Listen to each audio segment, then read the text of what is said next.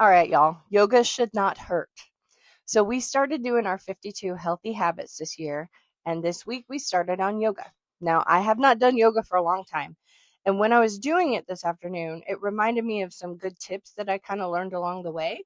And I'm going to share 4 tips with you right now. Now, I am certainly not a yoga trainer. I am not certified to teach any of it, but these are just things that I have learned in the past.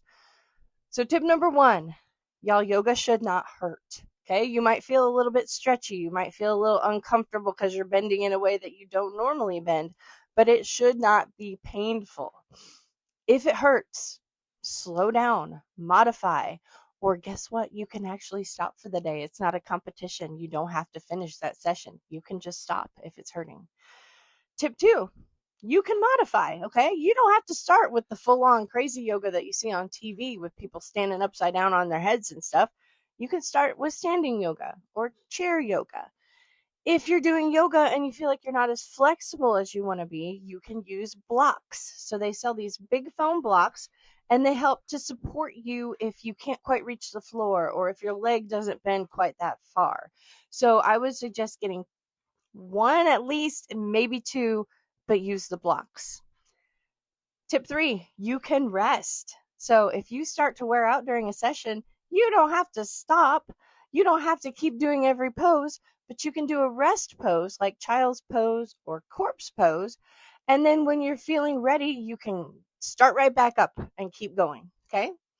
And tip number 4 is, if you can, take an in-person class. Even if you just take one or just a few, it will help you so much, because a lot of yoga has to do with your alignment and with your breathing and when you're breathing in and out and such like that. And teachers will be able to help you with both of those things. And also, yoga teachers will be able to help you learn to modify any of the poses that you're doing so that you can start at the point that you are at. You can get the most out of your yoga and you're not going to hurt yourself. So, if you are trying yoga and you think you're enjoying it, or if you think it would be something you would like, don't quit just because it feels hard right now. Okay, you really do get stronger and you really do get more flexible. And I promise you, if you stick with it, there's going to be a point in a session where you do a yoga pose that you thought you would never be able to do. And lo and behold, there it is, and you're doing it right there. And it is so satisfying when that happens. So, if you want to follow along with the rest of our healthy habits, just check out our longer videos. Please, please join along. We're doing this for all of us.